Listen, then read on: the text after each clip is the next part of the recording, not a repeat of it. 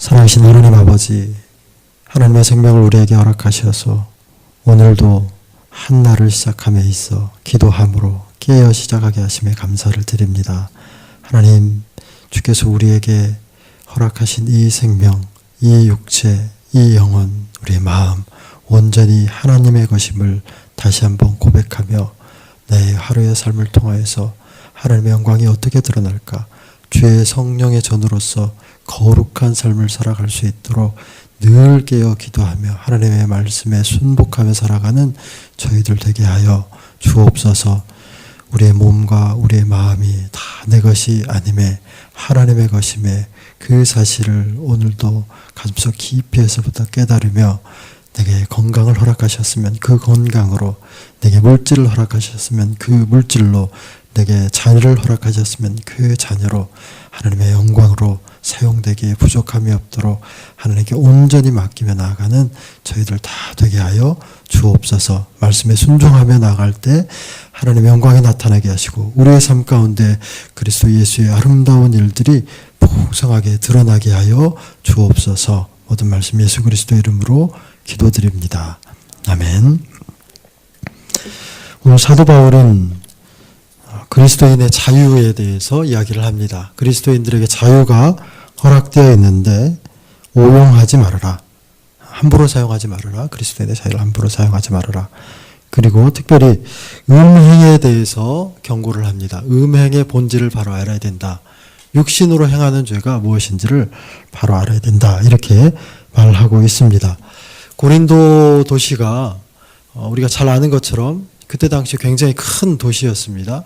그리고 아프리카, 유럽, 아시아 이 모든 지역을 다 왕래가 가능한 교통의 요충지였고 상업의 중심 도시였고 문화가 발달하고 종교적으로도 아주 성행한 그런 도시였습니다. 특별히 이 도시에 이 도시뿐만 아니라 로마 시대 전체를 이렇게 정신적으로 지배하고 있던 그런 철학적인 지류가 스토아학파에 의해서 영향을 받은 이런 쾌락 또는 쾌락과 반대된 금욕 이런 모든 것들을 허용하는 이원론적 사고관을 가졌습니다. 그래서 육은 해로운 것이고 썩어질 것이고 멸하여질 것이고 반대로 영은 좋은 것이고 선한 것이고 영은 불멸한 것이고 그래서 영을 위해서 살지 육을 위해서는 살지 않는 육은 뭐 아무렇게나 사용해도 되는 이런 관점을 가진 그런 시대였습니다.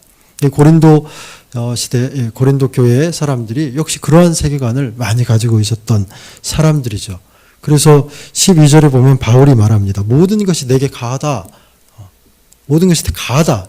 자유하다 이 말입니다. 모든 것이 우리에겐 자유하다. 자유한데 그 자유함으로 아무렇게나 사용해서는 안 된다.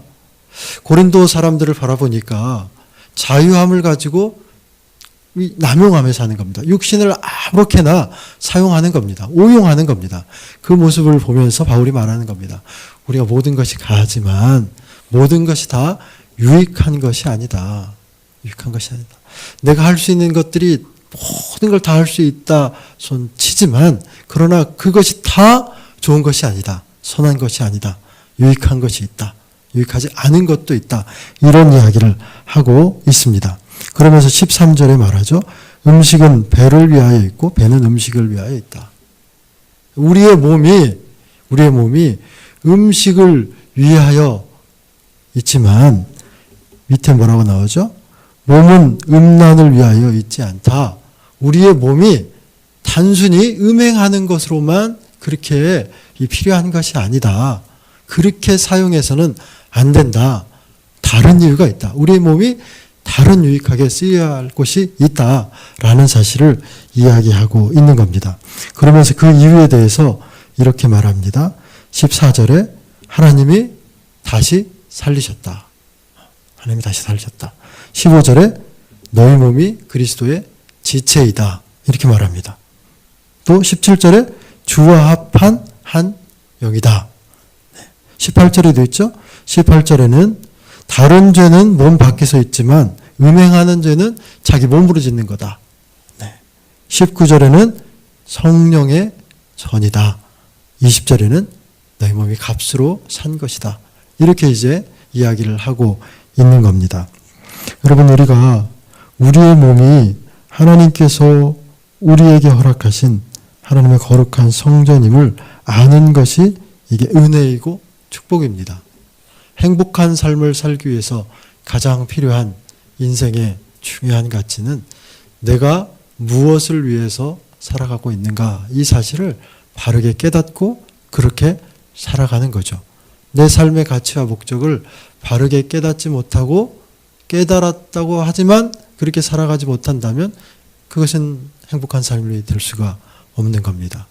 하나님께서 우리를 거룩한 성전으로 이렇게 부르시고 세워가십니다.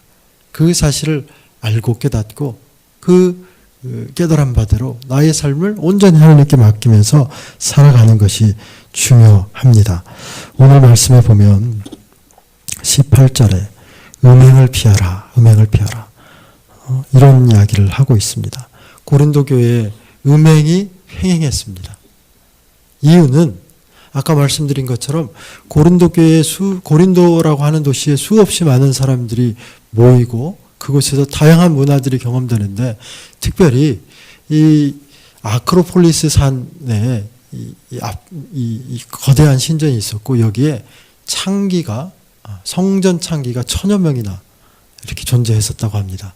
그들이 종교적인 행위를 다 하고 나서, 제사를 드리고 나서 그곳에 온갖 음란한 일들을 벌이고, 또 제사가 다 끝나면 평일에는 또 도시로 내려와서 그곳을 오고 가는 그 상인들, 또 선원들, 이들에게 몸을 파는 이런 일들이 수없이 많이 벌어졌습니다. 그리고 그것이 도시 문화에서는 아무렇지도 않은, 괜찮은 이러한 걸로 그 도시 문화가 이루어졌었죠.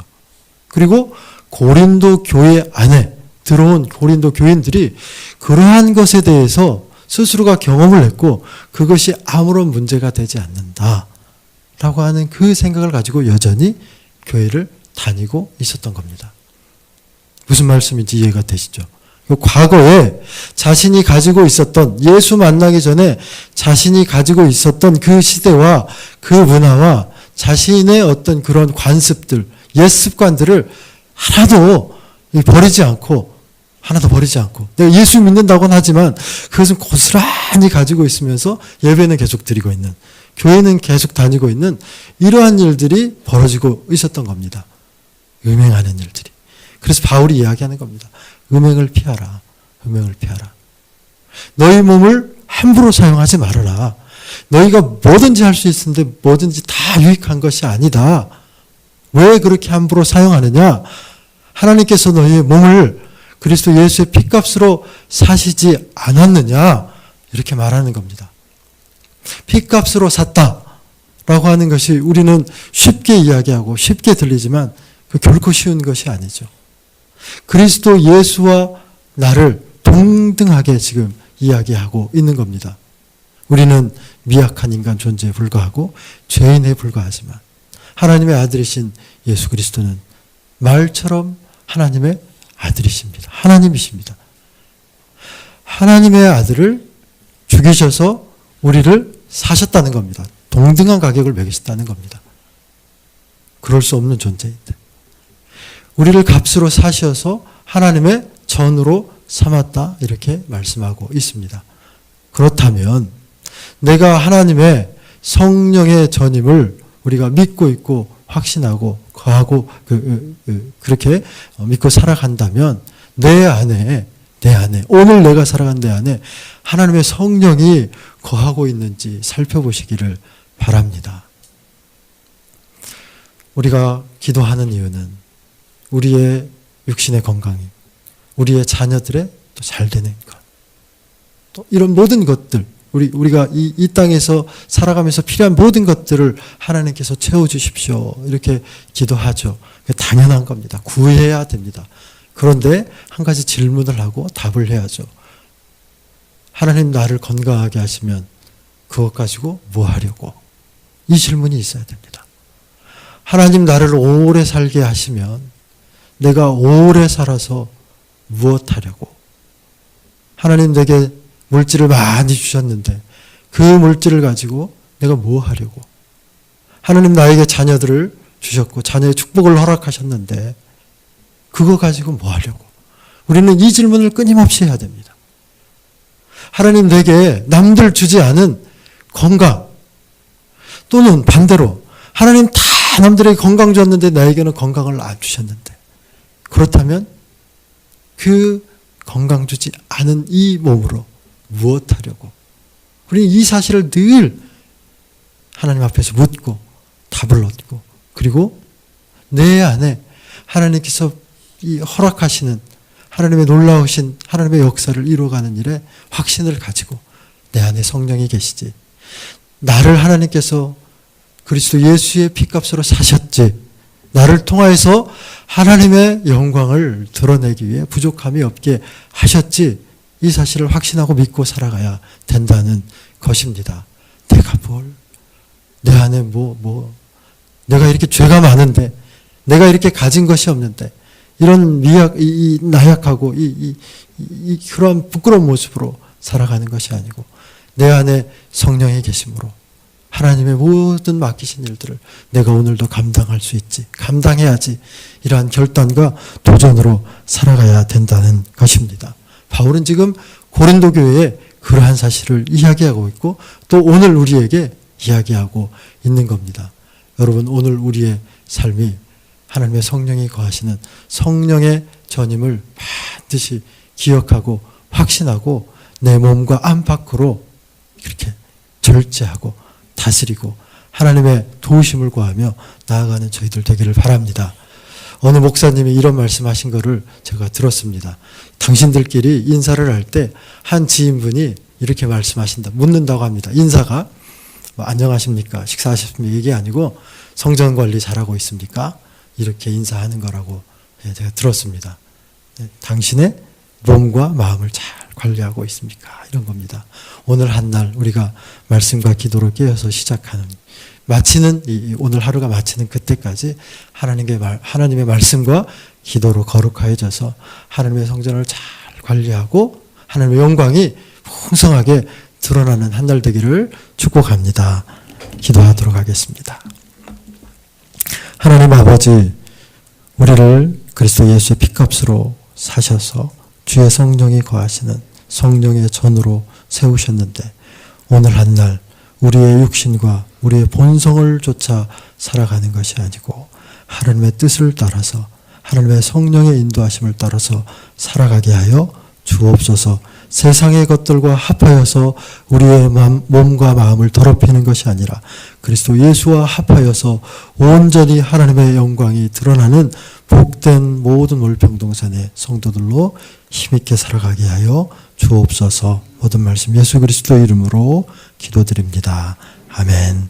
우리 함께 기도할 때 하나님 값주고 사신 나를 하나님의 아름다운 그 일들을 위해서 풍성하게 열매 맺으며 살아가게 도와주옵소서.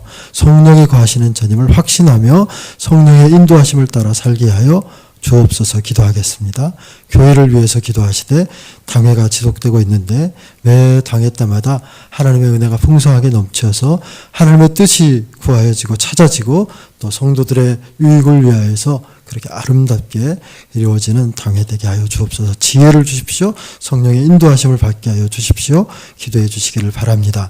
구역 화목 찬양제가 이제 이번 주일에 있습니다. 찬양제를 통해서 온 교회가 다시 한번 하나님의 은혜에 감사하고 하나가 되어지는 그런 복된 시간 되어 달라고, 또 우리 교회 가운데 또 수험생들 많이 있죠. 마지막 이제 이틀 남았는데 하나님께 모든 것 맡기고 이 귀한 때 그 젊음들을 하나님께 모든 것을 맡기며 나아가는 그러한 귀한 기회로 삼아달라고 수험생들을 위해서 기도해 주십시오. 연약한 지체들을 위해서 또 모든 여러분의 기도의 제목들을 가지고 이 시간 함께 주님 한번 부르고 기도하며 나아가도록 하겠습니다.